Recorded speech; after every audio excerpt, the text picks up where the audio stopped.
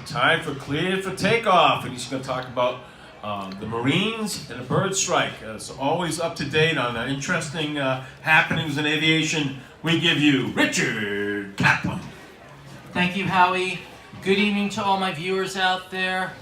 Before I begin, I just want to update you very quickly. This week, the chairman of Boeing released a video on the 737 MAX situation.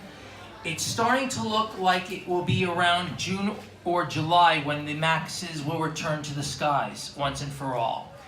The fixes are indeed complete. They just have to be installed on all 350 Boeing 730 MAXs throughout the world.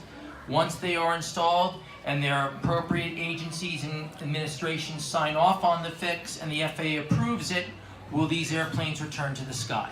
That being said, let's get on to the Marines.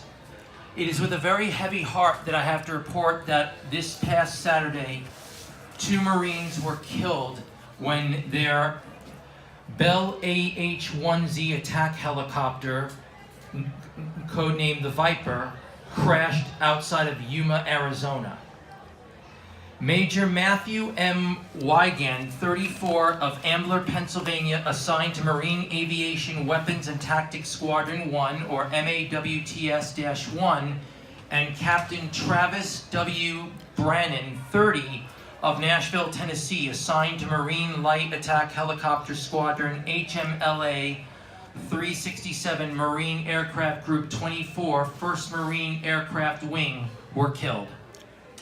The AH-1Z Viper is the newest version of the iconic Bell Cobra attack helicopter. Now, to give you a quick history lesson on this aircraft, the Cobra made its debut in the mid of the Vietnam War. During Vietnam, helicopters played such a vital role. In fact, many symbolize Bell's iconic UH-1 Iroquois utility helicopter as the symbol of that very war, because it coined the phrase chopper because of its unique chop, chop, chop, chop sound. The Cobra was the Iconation version of this aircraft in that it was the world's first attack helicopter. The AH-1Z is the most recent development of this amazing aircraft. The biggest difference of this aircraft, which I will get into right now, is that the Bell Hubie Cobra attack helicopters, the H-1Z, was equipped with a 4-blade main rotor instead of the 2-blade that's seen here. This is actually an older version of the aircraft, the Super Cobra. The Super Cobra encompassed 2 turbine engines instead of 1. The Viper also is a twin turbine, but has a 4-blade main rotor shaft, which I have right here. This is the Viper. The H-1 Viper, as I aforementioned, it has a 4-bladed main rotor. It has updated avionics as well as an improved 20mm gun mounted under the nose of the helicopter. It also has an improved weapons and payload and optical sensors in an integrated weapons platform. The wing pods can either be equipped to carry 70mm Hydra rocket pods or AGM-114 Hellfire quad missile launchers, which I'll explain towards the end. The flight controls were engineered by Northrop Grumman. This is important because many of us grew up with Grumman when they were in Bethpage. This is the iconation of Northrop when they took over. Northrop Grumman, the system includes 2 mission computers and an automatic flight control system. The AH-1Z first entered service on October 15, 2005. The AH-1Z was officially declared combat ready on September 30, 2010. Besides the United States, Bahrain will operate 12 of these once delivered, and Pakistan Army Aviation has 15 on order. The United States Marine Corps currently operate 47 of the new AH-1Z Vipers. She can cruise at a speed of 184 miles per hour with a range of 370 nautical miles. Her combat radius is 125 nautical miles. She can fly at a maximum service altitude of 20,000 feet. It requires 2 people to operate, a pilot and a co-pilot/gunner. She can be armed with AIM-9 Sidewinder air-to-air missiles, 1 mounted on each wingtip station, 2 total. or AGM-114 Hellfires, which I mentioned earlier, which is an air-to-surface missile, up to 16 missiles mounted on 4-round pods, on 4-round M272 missile launchers, 2 on each wing. She's powered by 2 General Electric T700 GE 401C turboshafts, each putting out around 1800 SHP or 1340 kilowatts each.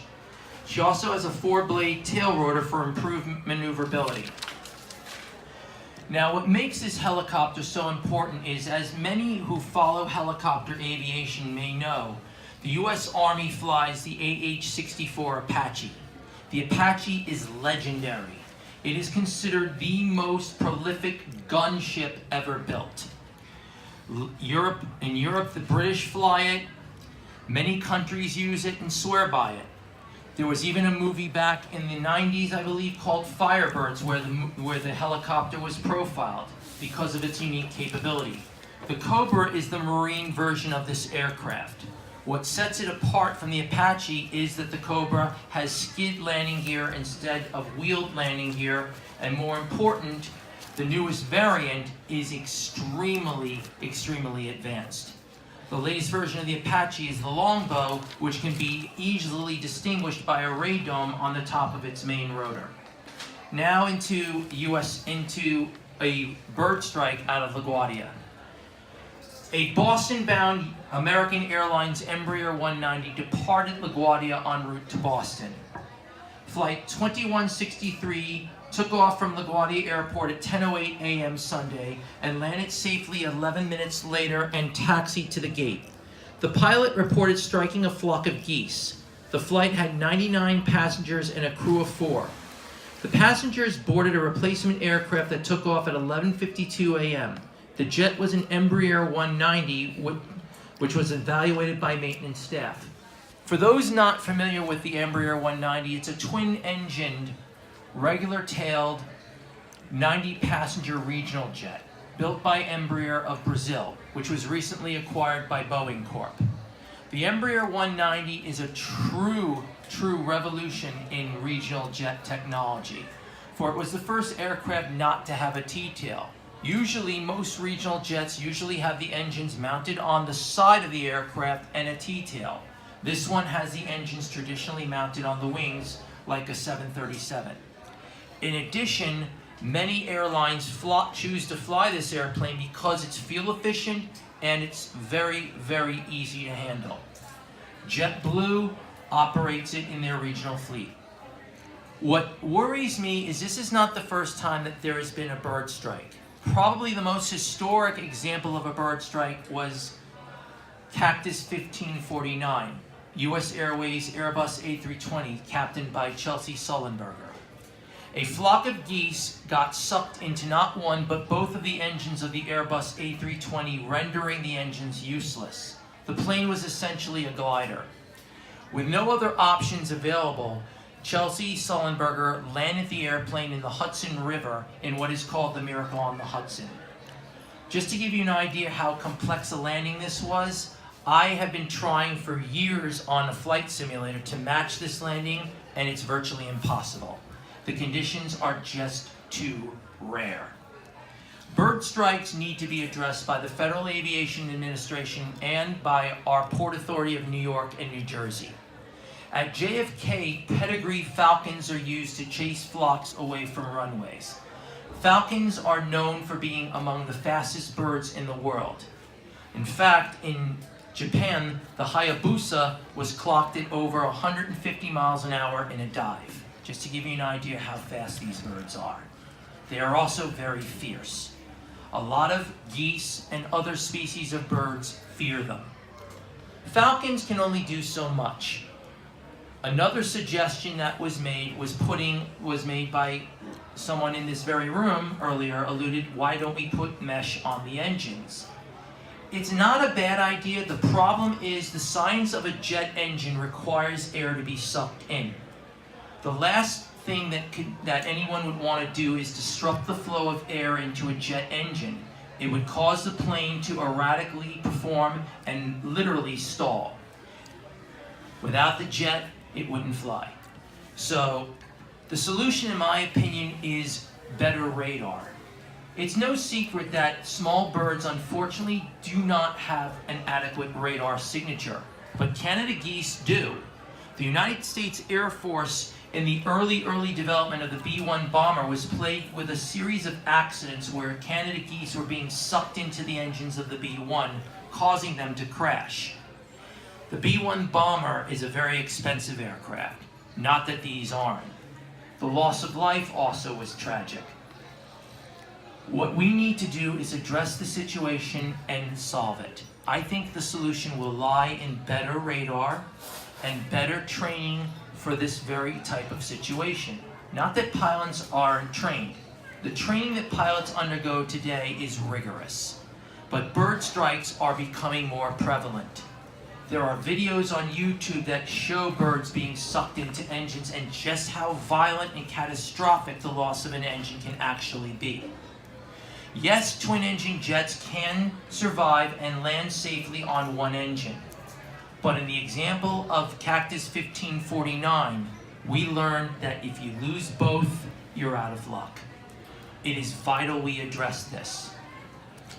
Senator Schumer has shown an interest in aviation. He already is addressing the issues of upgrading the radar and upgrading the systems of TRACON. I urge Senator Schumer to listen to this and take it serious and get these radars advanced enough to track birds. Birds are just as dangerous, if not more. We need to address this immediately. Next week, I will be focusing on the demise of an Icelandic low-cost carrier. Till then, you've just been cleared for takeoff. Have an awesome week. Great job, Richard Kaplan. Clear.